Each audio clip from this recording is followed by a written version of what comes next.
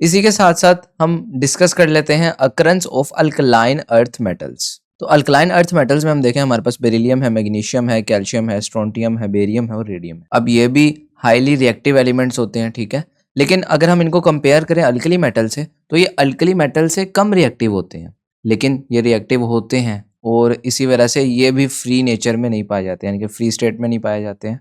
ये किसी ना किसी कंपाउंड के साथ ही हमें नेचर में मिलते हैं। तो हम इनकी रिएक्टिविटी और अकरेंस के बारे में कह सकते हैं कि alkaline earth metals are highly reactive and do not occur in free state. उसके बाद हम इनकी अबंडेंस को देखेंगे और इन सब एलिमेंट्स में से जो मोस्ट अबंडेंट एलिमेंट हैं वो मैग्नीशियम और कैल्शियम ही हैं। और ये दोनों मेटल्स सिलिकेट्स की फॉर्म में पाए जाते हैं, जैसे कि सिलिकेट्स या एल्यूमिनो सिलिकेट्स इन कंपाउंड्स की फॉर्म में ही हमारे पास पाए जाते हैं। तो ये एलिमेंट सी वाटर में एज ए मैग्नीशियम हैलाइड के तौर पर पाया जाता है। मैग्नीशियम हैलाइड एक कंपाउंड है, इसकी फॉर्म में ये हमें मिलता है। इसी के साथ मैग्नीशियम हमें क्लोरोफिल में भी मिलता है। अब क्लोरोफिल ये बहुत ही इंपॉर्टेंट कंपाउंड है मैग्नीशियम का। इस कंपाउंड के अंदर मैग्नीशियम ही वो एलिमेंट होता है जो कि की रोल प्ले करता है। की रोल से मुराद देखें यहाँ पर फंडामेंटल रोल यही प्ले कर रहा है। अगर हम इसका स्ट्रक्चर देखें तो इसका स्ट्रक्चर कुछ इस तरह से होता है और इसमें देखें जो सेंट्रल एटम है, जितने भी नाइट्रोजन के साथ सेंट्रल एटम अटैच्ड है वो मैग्नीशियम है, यानी कि इनका कोर एलिमेंट जो है वो मैग्नीशियम है।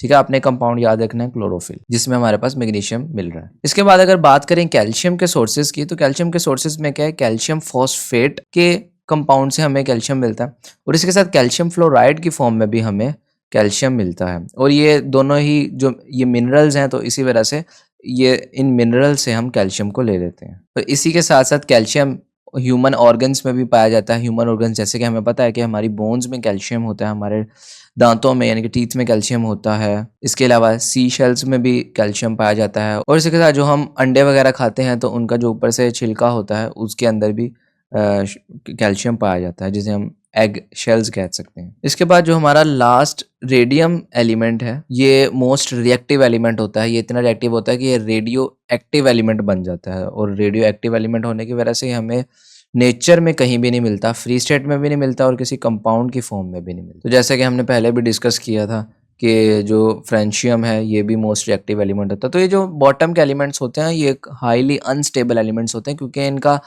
साइज बहुत बड़ा होता है, एटॉमिक साइज बहुत बड़ा होता है, क्योंकि हमें पता है कि ग्रुप में नीचे की साइड पे शेल्स इंक्रीज होते हैं, तो इस वजह से ये मोस्टली रिएक्टिव एलिमेंट्स होते हैं और ये अर्थ क्रस्ट में इस तरह से पाए नहीं जाते। तो ये था हमारा टॉपिक आज का, जिसमें हमने इन सारे एलिमेंट्स की अकरेंस की बात की।